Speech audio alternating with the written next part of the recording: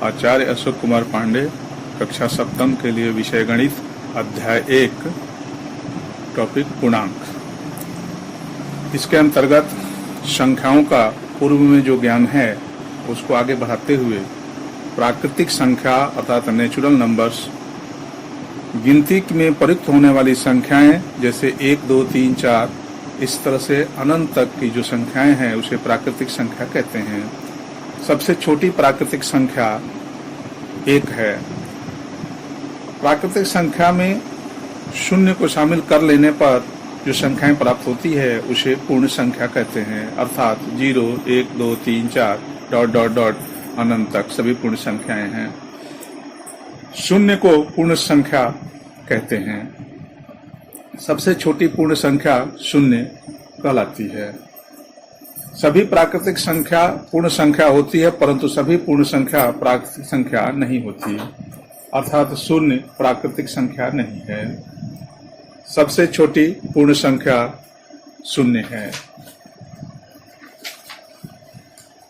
संख्या रेखा पर ऋणात्मक पूर्णांक को शून्य के बाईं ओर और धनात्मक पूर्णांक को शून्य के दाईं ओर दिखाते हैं।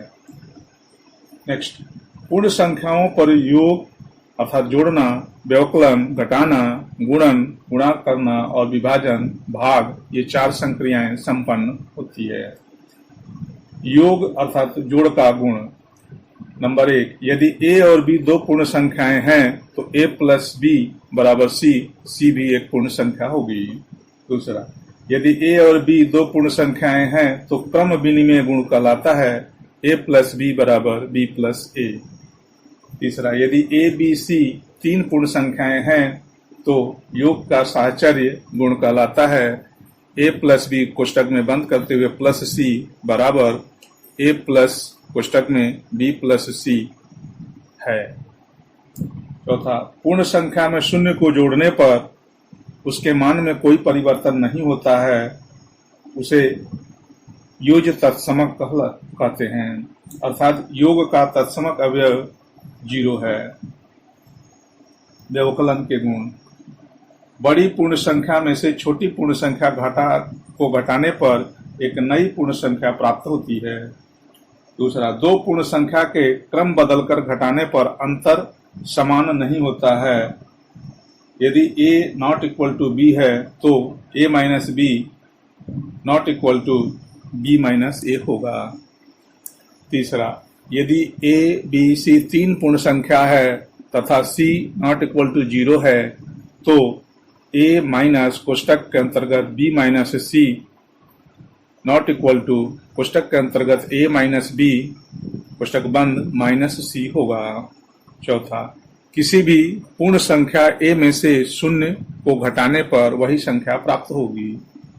गुणन के गुण अर्थात गुणा के नियम। फर्स्ट, यदि a और b दो पूर्ण संख्याएं हैं तो a गुणे b बराबर c हो तो c भी एक पूर्ण संख्या होगी। दूसरा, यदि a और b दो पूर्ण संख्या है तो गुणन का क्रम विनिमय गुण होगा a गुणे b बराबर b गुणे a।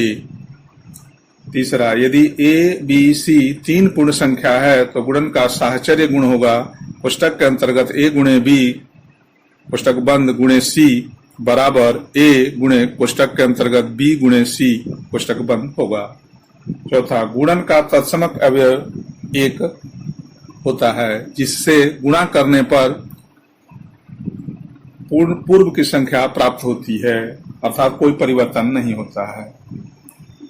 पांचवा, प्रत्येक पूर्ण संख्या में शून्य का गुणा करने पर शून्य ही प्राप्त होगा।